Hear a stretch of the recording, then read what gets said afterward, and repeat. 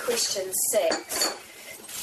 Again, going back to the flexibility issue, the core strategy identifies some flexibility in the area outside of the district centres by allowing a change of use of long-term vacant units, which is something we talked about earlier, to B1 uses outside the core shopping frontages. What do you think would be a reasonable time period for a retail unit to be vacant within the Church Street, Edgware Road and Harrow Road and Praed Street shopping areas before we would allow this change of use? Bearing in mind that, as we've talked earlier, there's been suggestions put forward that there are vacant shop units. They could be perhaps put in better use for other commercial units, other commercial uses. So what sort of time period should we be looking at in terms of allowing for that change of use? Just to clarify, if there was change of use, that would be from then on, would it?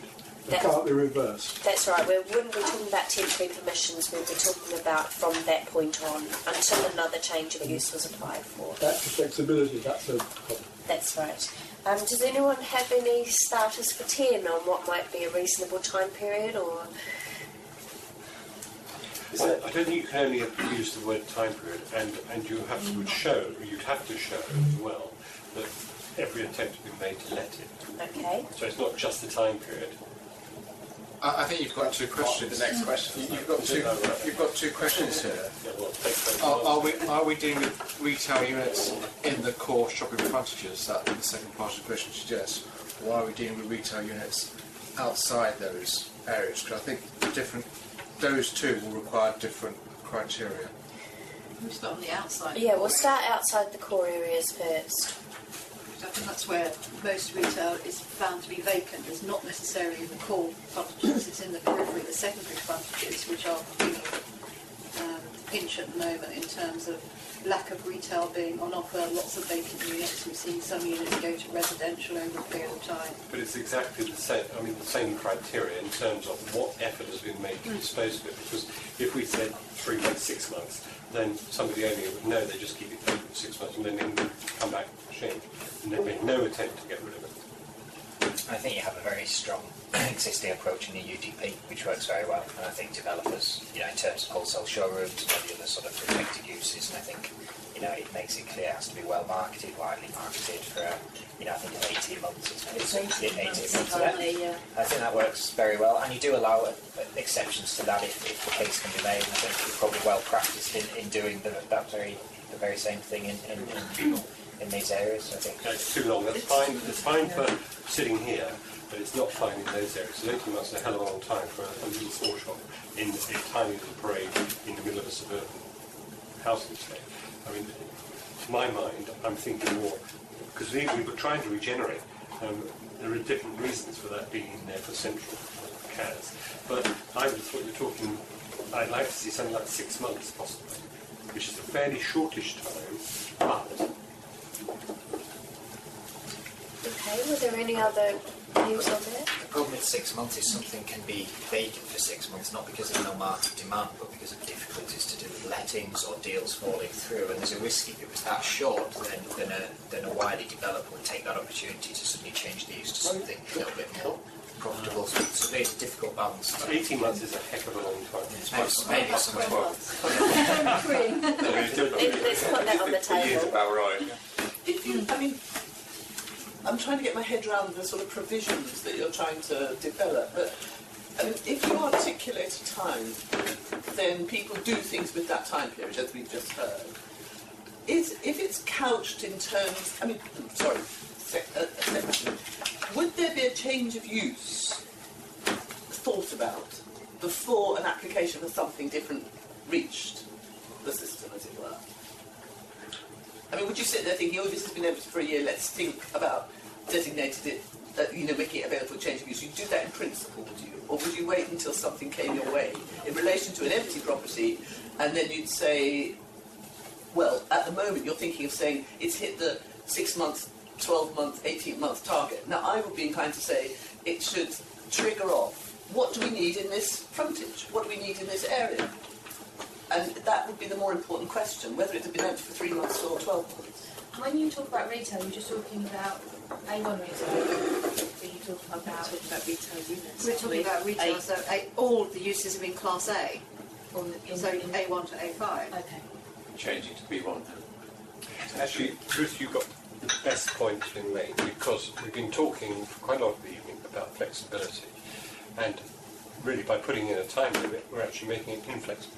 And your point is that if, for example, I'm trying to think, an A2 use comes along and says to us, "Well, actually, I'd like to take this unit and have it transferred into A2." At the moment, we're saying you can't do anything for 6 months or 12 months, whatever the time period is, which may scare them away. I think you're asking is whether we should actually say, well, hold on a minute, and we really need people to occupy these premises, therefore we will allow it. Or we'll look at what you're offering and see if it fits with our broader into a general criteria. So that's perhaps more the criteria. So even using it as artist space, for example, say, well, would that be okay in this town? So look at actually what it is that they're putting in there, as opposed to having these set criteria. That's what I you're. would advocate that. Okay, that's certainly And a is it an different issue option. about, in terms of that particular area, is it about keeping the activity? So in terms of the active uses on the front, so could you term B1 office uses as an active frontage? So to ensure that they don't have kind of these. I mean, we have a standard clause that we put on things like A2 that you've got to keep a window display. We don't want to see a dead blank. Yeah, but A2 comes under the retail. But Yeah, if it you're does. considering other uses, then If you have a B1, they can still have an office. They can still have a shop front. You can look into their office and see people working in there and have activity.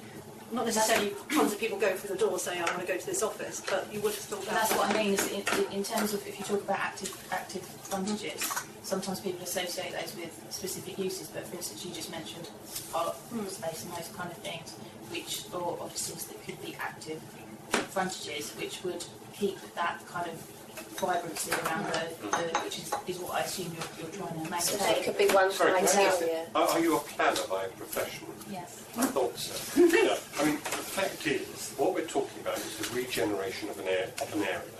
What we're looking at is actually getting property back into use. And to talk about people walking past, these places do not have people walking past because those days are gone. In those particular, I'm not talking about the main shops, I'm talking about the little small ones around the corner. So we may have to have things that do not encourage people to walk past, but actually bring back use of the property. And that's what I'm getting at. That's what I'm getting at as well. Well, I'm sorry, I thought you said that it's actually being able to see in. Well, it is that, but if the objective is to have a kind of vibrant centre. No, it's not. But as well as vibrant. encourage. It's not vibrant. Using the word vibrant, I think, in my view, incorrectly. It's to use the property so that it is in use rather than standing empty. Not necessarily vibrant. But cannot that approach meet both the objectives, i.e., bringing them back into use, as well as it would be creating a vibrant marvellous if you can do it.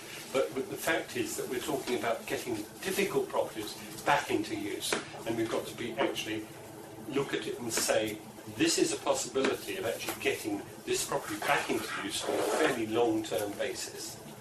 So there's an issue really about whether or not that option includes the need to maintain an active frontage, or whether or not we would just say, actually, we would look at the uses. If it brings the property back into use, we wouldn't insist on maintaining an active frontage. And I think there's two differences of opinion. Well, the trouble is that the practical side, and you'd have to really ask WPOA, because the practical side is they will stand there empty unless we have a more flexible approach to what the actual use is. In other words, it cannot be necessary to create a vibrant neighbourhood activity where you've got 3 little shops.